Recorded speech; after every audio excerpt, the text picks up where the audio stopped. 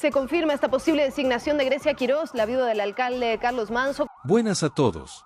Lo que voy a mostrarles hoy no es fácil de ver, no es un operativo más, no es una captura, no es algo que podamos simplemente catalogar y archivar. Es algo que cambia por completo la forma en que entendemos el nivel de control, la brutalidad calculada y el mensaje de terror que el Cártel Jalisco Nueva Generación sigue enviando a cualquiera que piense en traicionarlos. Hace apenas 96 horas, nuestro equipo de inteligencia digital recibió un archivo encriptado desde una fuente que hemos cultivado durante meses en las entrañas del CJNG. El mensaje que venía con el archivo era simple pero escalofriante, decía únicamente así cobran las cuentas. No había más contexto, no había nombres, no había explicación. Solo ese archivo y esa frase que cualquier mexicano entiende perfectamente. Cuando nuestros analistas lograron descifrar el contenido y comenzaron a revisar el video, la sala quedó en silencio absoluto. 3 de mis técnicos más experimentados, gente que ha visto de todo en esta guerra contra el narco, tuvieron que salir a tomar aire. Lo que estaban viendo no era simplemente violencia del crimen organizado, era un mensaje meticulosamente planeado, grabado en alta definición, editado con profesionalismo perturbador y diseñado para circular como advertencia viviente de lo que pasa cuando traicionas al Mencho. Déjenme ser absolutamente claro desde el principio. Lo que voy a compartir con ustedes hoy no incluirá las imágenes más gráficas del video. No voy a contribuir a esparcir el terror que estos criminales quieren sembrar. Pero sí voy a revelar lo que descubrimos, quién era el hombre en ese video, qué traición cometió que lo llevó a ese destino horrible y que nos dice esto sobre la estructura de poder, los códigos internos y la capacidad operativa del cártel más peligroso que México ha enfrentado en su historia. Porque ignorar esta información, pretender que no existe o esconderla bajo la alfombra no protege a nadie. La verdad, por más dura que sea, es la única herramienta que tenemos para entender realmente contra qué estamos luchando como país. Eran las 5:47 de la mañana del 18 de noviembre cuando recibí la llamada de mi jefe de ciberinteligencia. Su voz sonaba diferente, tensa de una manera que no había escuchado antes. Necesito que vea esto personalmente, me dijo, ahora. No por teléfono, no por videollamada segura, tiene que venir a la sala de análisis. Llegué a las instalaciones a las 6:20, el sol apenas comenzaba a salir sobre la Ciudad de México. La sala de análisis estaba en penumbra, solo iluminada por las pantallas de computadora donde mi equipo había estado trabajando toda la noche. Me senté frente al monitor principal y mi jefe de ciberinteligencia me explicó la situación completa. El archivo había llegado a través de canales del Internet profundo que monitoreamos constantemente. Inicialmente apareció en un foro utilizado por miembros y simpatizantes del CJNG para comunicarse y compartir propaganda. El video duraba 11 minutos con 34 segundos. Estaba filmado con cámaras profesionales desde múltiples ángulos. Tenía edición de nivel comercial con cortes, transiciones y hasta una especie de banda sonora perturbadora de fondo. Esto no fue grabado con un celular por sicarios improvisados, fue producido con intención clara de máximo impacto psicológico. A las 6:25 di la orden de comenzar la reproducción. Los primeros segundos mostraban un escenario que nuestros analistas identificaron inmediatamente como característico de las zonas rurales de Jalisco, probablemente en la región de Tierra Caliente o en los límites con Michoacán. Un terreno despejado, montañas al fondo, vegetación típica de esa zona. La iluminación era natural, día completo, lo que sugería que esto se hizo sin preocupación de ser detectados, con control territorial absoluto. Luego aparecía el hombre. Estaba arrodillado en el centro del encuadre, las manos atadas a la espalda con cinta industrial, los ojos vendados, la ropa sucia y rasgada. Se notaba que había sido golpeado previamente, el rostro hinchado, sangre seca en la nariz y la boca. Pero estaba consciente, su pecho subía y bajaba con respiración acelerada. El miedo era palpable incluso a través de la pantalla. A las 6:28 apareció en cuadro un hombre con el rostro cubierto por un pasamontañas negro, vestido completamente de negro, portando un arma larga que identificamos como un rifle AR-15 con modificaciones. Su postura era militar, su manera de moverse delataba entrenamiento formal. No era un sicario común. Era alguien con preparación, probablemente exmilitar o expolicía, el tipo de elemento que el CJNG ha estado reclutando activamente durante años. Este hombre enmascarado comenzó a hablar directamente a la cámara. Su voz había sido distorsionada digitalmente en la postproducción, pero el mensaje era perfectamente claro. Decía que lo que iban a presenciar era el destino de cualquier traidor, de cualquiera que pensara que podía robarle al patrón, pasarse al otro bando o cooperar con las autoridades. Usó la palabra patrón, término que dentro del CJNG se refiere inequívocamente a Nemesio Oseguera Cervantes, el Mencho. Mencionó que este castigo venía directamente ordenado desde arriba, que era justicia del cartel, que así se pagan las traiciones. Las palabras eran calculadas, repetidas como mantra para grabarlas en la mente de quien viera el video. A las 6:31, el hombre enmascarado se dirigió al prisionero arrodillado y comenzó a enumerar sus crímenes contra el cártel. Aquí fue donde obtuvimos la información más valiosa desde el punto de vista de inteligencia, porque reveló exactamente quién era esta persona y qué había hecho. El prisionero era identificado en el video con un alias que nuestras bases de datos confirmaron inmediatamente. Le decían el Chuyito, operador de nivel medio del CJNG que había estado trabajando en la Plaza de Guadalajara durante los últimos 4 años. Su función era coordinar la distribución de droga sintética, principalmente cristal y fentanilo, a través de una red de puntos de venta en zonas específicas de la zona metropolitana. Manejaba flujos de efectivo considerables, probablemente entre 200,000 y 300,000 pesos semanales. Y ahí estaba su primer error fatal, empezó a quedarse con parte de ese dinero. El hombre enmascarado lo acusaba directamente de haber robado más de 2 millones de pesos a lo largo de 6 meses, desviando efectivo de las cuentas, reportando ventas menores a las reales, inventando gastos falsos. En cualquier organización criminal esto ya es sentencia de muerte automática, pero el Chuyito había cometido un segundo error aún más grave. Había intentado negociar protección con autoridades locales ofreciendo información sobre las operaciones del CJNG a cambio de que lo dejaran operar su propio negocio paralelo. Presuntamente había tenido al menos 3 reuniones con elementos de la policía municipal, reuniones que el cártel había descubierto a través de su extensa red de informantes infiltrados en las mismas corporaciones policiales. Y el tercer error, el que probablemente selló definitivamente su destino, fue que cuando se dio cuenta de que lo habían descubierto, intentó huir y pasarse con el cártel de Sinaloa en una plaza disputada. Fue capturado antes de que pudiera concretar ese movimiento, pero la intención quedó clara. Había traicionado en todos los niveles posibles: dinero, lealtad e información. A las 6:35 el video mostraba lo que vino después, la parte que no voy a describir en detalle gráfico porque no es necesario para entender el mensaje, pero que deben saber que existió. El castigo fue prolongado, calculado para maximizar el sufrimiento y para que quedara grabado en cámara como advertencia. No fue una ejecución rápida. Fue una sesión de tortura que duró varios minutos, cada segundo capturado desde múltiples ángulos, editado después para impacto máximo. Los gritos del Chuyito fueron dejados en el audio sin censura. Sus súplicas de perdón, sus promesas de devolver el dinero, sus llantos pidiendo que pensaran en su familia, todo quedó registrado. Y al final, la ejecución. Rápida solo en comparación con todo lo que había venido antes, pero igualmente brutal y definitiva. El video terminaba con un mensaje escrito sobrepuesto a la pantalla, letras blancas sobre fondo negro, en el estilo visual que el CJNG ha usado en múltiples videos de propaganda. El mensaje decía algo así como: esto le pasa a las ratas, el señor Mencho no perdona traiciones, somos el CJNG y aquí seguimos firmes. Era firma, reivindicación y amenaza todo junto. A las 6:42 ordené detener la reproducción. La sala seguía en silencio. Mis analistas me miraban esperando instrucciones. Lo primero que hice fue ordenar análisis forense completo del video. Necesitábamos extraer cada dato posible. Metadatos del archivo original para intentar determinar cuándo y con qué equipo fue grabado. Análisis del terreno visible para geolocalizar el sitio exacto donde ocurrió esto. Estudio de las voces para ver si coincidían con perfiles que ya teníamos en base de datos. Revisión de la ropa y equipo de los captores para identificar posibles marcas o características distintivas. Cada detalle podía ser una pista. A las 7:15 teníamos los primeros resultados del análisis de metadatos. El video había sido grabado originalmente 5 días antes, el 13 de noviembre, con cámaras digitales de marca reconocida, el tipo que usan productores de video profesionales. Los archivos originales habían sido editados usando software comercial de edición de video, probablemente Adobe Premiere o similar, en una computadora con sistema operativo Windows. El archivo final había sido encriptado y subido al Internet profundo el 17 de noviembre, 4 días después de la grabación. Esto nos decía que hubo todo un proceso de postproducción, que dedicaron tiempo y recursos a hacer que este video tuviera calidad de producción, que no fue algo espontáneo sino completamente planeado como pieza de propaganda del terror. A las 7:45, el equipo de geolocalización reportó sus hallazgos preliminares.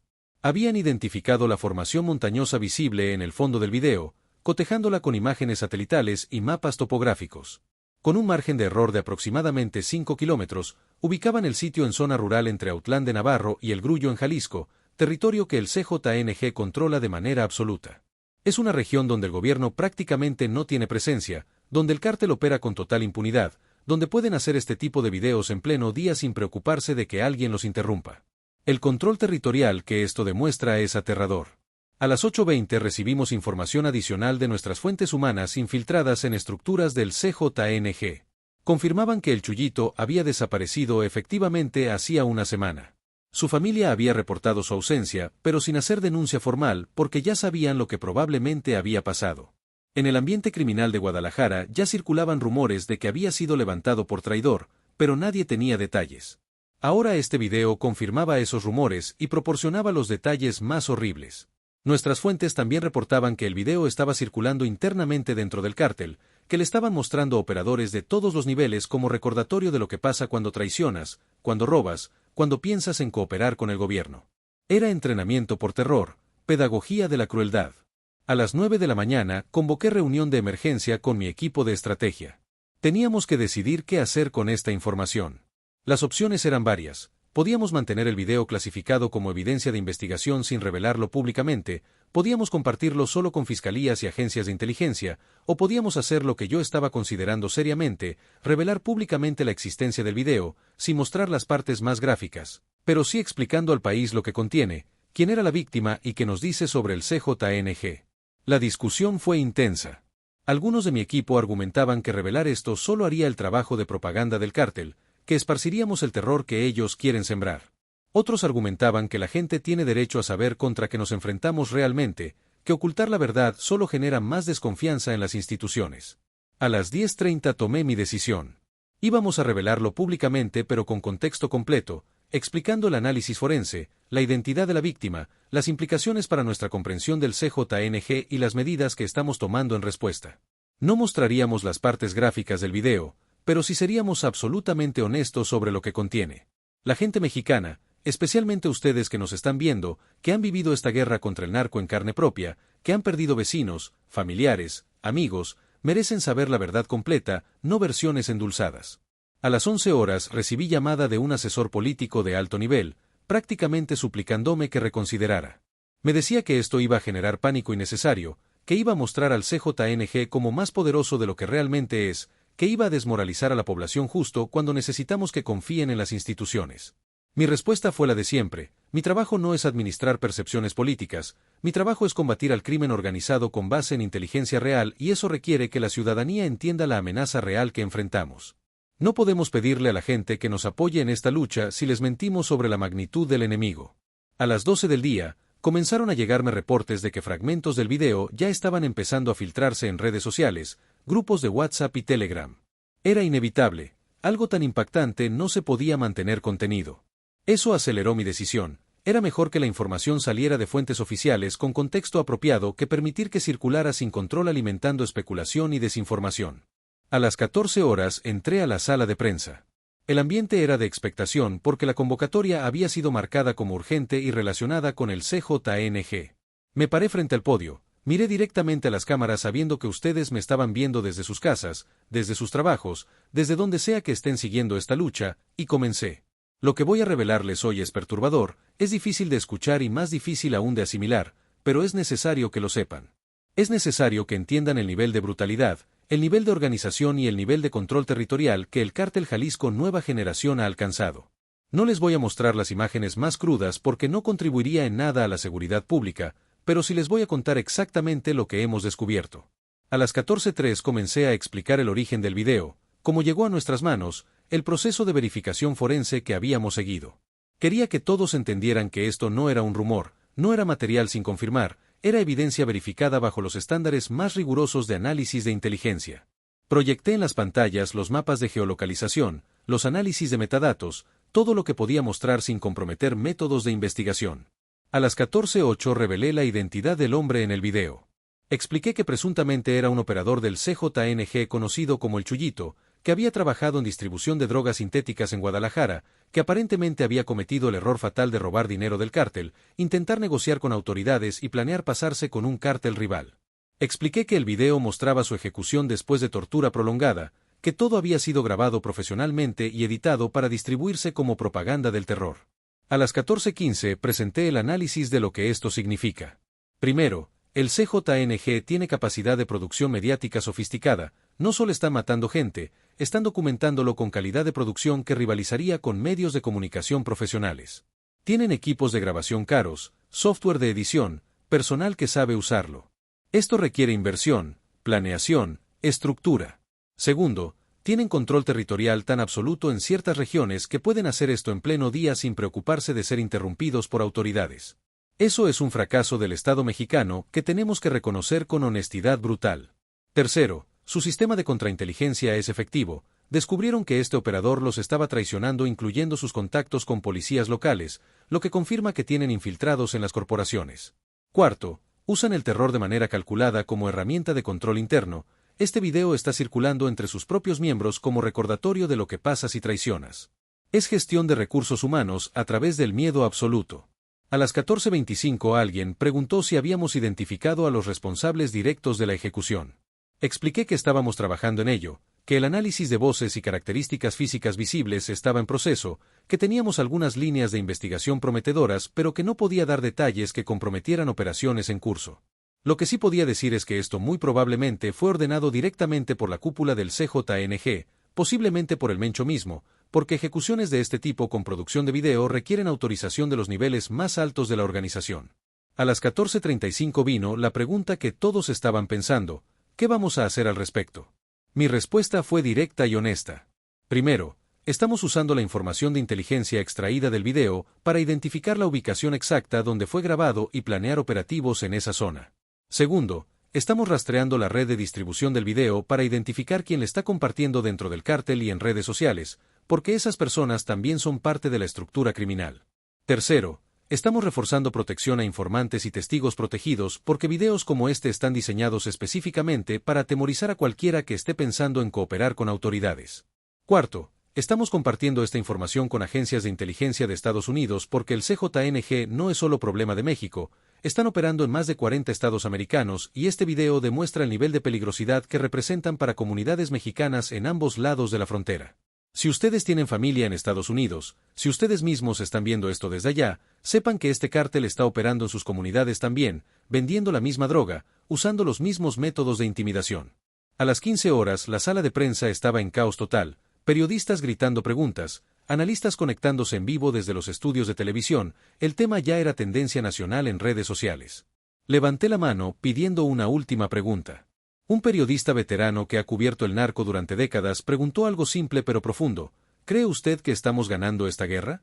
Me tomé varios segundos antes de responder porque era una pregunta que merecía honestidad absoluta. Miren, les voy a hablar con la verdad que ustedes merecen escuchar. ¿Estamos ganando?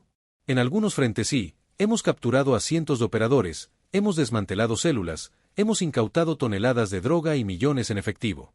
Pero en otros frentes, como el que demuestra este video, claramente no estamos donde deberíamos estar. Un cártel que puede producir videos de propaganda con esta calidad, que controla territorios tan extensos que puede operar sin temor a autoridades, que tiene los recursos para reclutar, entrenar y equipar a estructuras paramilitares, es un cártel que sigue siendo extraordinariamente poderoso. ¿Significa eso que debemos rendirnos? Absolutamente no. Significa que debemos ser más inteligentes, más coordinados, más persistentes. Significa que necesitamos el apoyo de ciudadanos como ustedes, reportando información, exigiendo que sus autoridades locales no se corrompan, manteniéndose informados sobre lo que realmente está pasando. Porque esta no es solo una guerra de gobierno contra narcos, es una guerra de la sociedad mexicana por su futuro, por decidir si vamos a ser un país donde el Estado de Derecho prevalece o un país donde los criminales imponen su ley a través del terror. A las 15:15 salí de la sala de prensa sabiendo que había desatado una tormenta mediática, pero también sabiendo que había hecho lo correcto. Durante las siguientes horas, el país entero procesaba la información. Los noticieros repetían la historia una y otra vez, los analistas debatían las implicaciones, las redes sociales explotaban con reacciones de todos tipos. Algunos me atacaban diciendo que estaba sembrando terror innecesario, otros me defendían diciendo que la transparencia era necesaria. Pero lo que más me importaba era la reacción de la gente común, de ustedes que están viendo esto, de las familias mexicanas que han vivido esta violencia directa o indirectamente. Los mensajes que empezaron a llegar a nuestros canales oficiales eran reveladores, había miedo sí, pero también había determinación.